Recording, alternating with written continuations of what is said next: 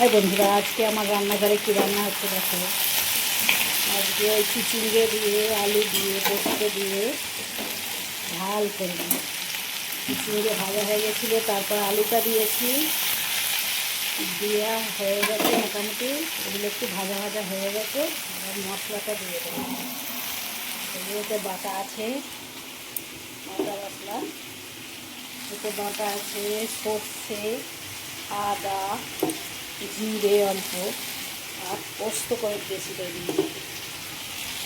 পোস্ত দিয়ে ভালো করে একটু নেড়ে নেব। এতে নুনটা হলুদ, নুনটা আগে দিইনি কারণ এমনি চিচিঙ্গে থেকে অনেক জল বেরোয়, সেই জন্য নুনটা আগে দিইনি। এবার নুনটা দেবো, দিলাম লঙ্কা, হলুদ আর মশলা তো আগেই দিয়ে দিয়েছিলাম, নুন দিয়েছি। এবার একটু জল ঢেলে দিই, বেশি জল দিলে হবে না, চিচিঙ্গে এমনি জল বেরোয়, একটু জলটা কম করে দেবো, এতেই সেদ্ধ হয়ে যায়। এই যে কেমন লাগছে দেখো, কালারটা খুব সুন্দর হয়ে গেছে। যেমন তরকারি হোক, একটু গুঁড়ো লঙ্কা হলে দে না, কালার হেবি সুন্দর হয়। লঙ্কা হলুদই কালারটা দারুণ হয়, বা তেলের উপরে যদি লঙ্কা হলুদটা পরে আরও সুন্দর কালার আসে যায়। কি সুন্দর লাগছে দেখো।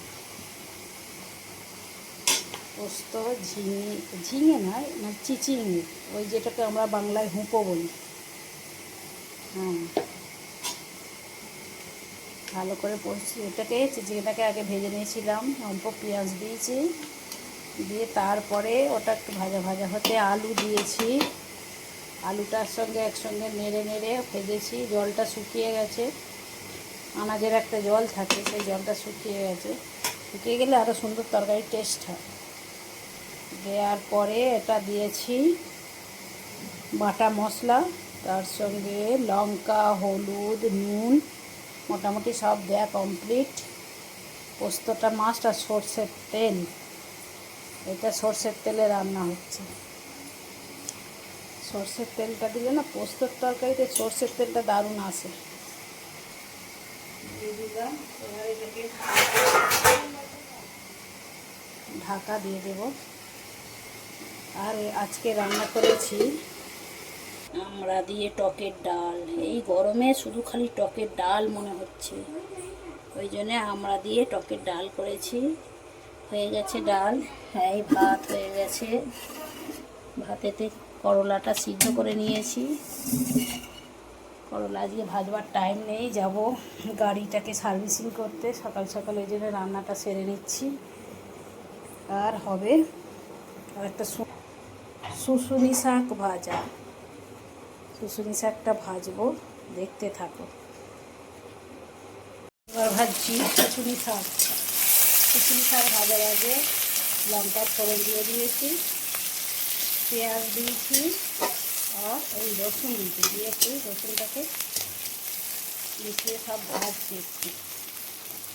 একটু ভাজা ভাজা সেন্ট বেরিয়ে গেলে শাকটা দিয়ে দেবো। একবারে আলাদা করে সেদ্ধ করিনি, একবারে ঝিঙে আঁচেতে সেদ্ধ করে নেব, তাহলে জলটা, শাকের জলটা বেরোবে না, ওই জলটা ওতেই নেড়ে নেড়ে সেদ্ধ হয়ে যাবে। শাক রেডি করা হয়ে আছে, দিয়ে দিলাম শুশুনি শাকটা।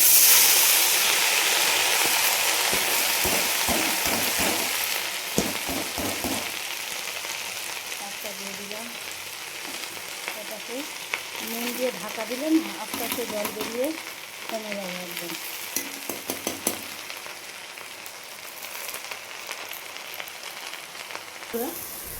দেখো বন্ধুরা, কত কমে গেল শাকটা।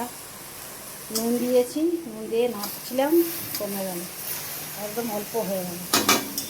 এবার এটাকে ঝিঙে আঁচ করে দিয়ে ঢাকা দেবো। এর একটু জল বেরোলে সেই জলে দিয়ে শাকটা সেদ্ধ হয়ে যাবে।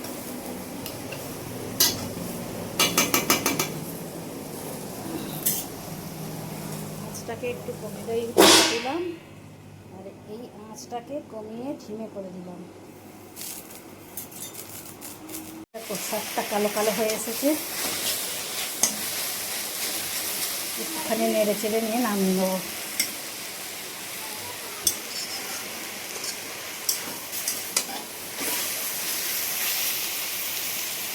এত কালো কালো হয়ে গেছে ভাজতে ভাজতে।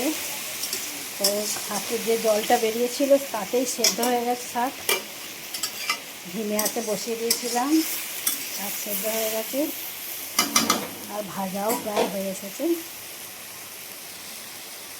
ঠিক আছে বন্ধুরা, আমার ভিডিওটা কেমন লাগলো, রান্নার ভিডিও, একটু লাইক একটু কমেন্ট করে জানিও।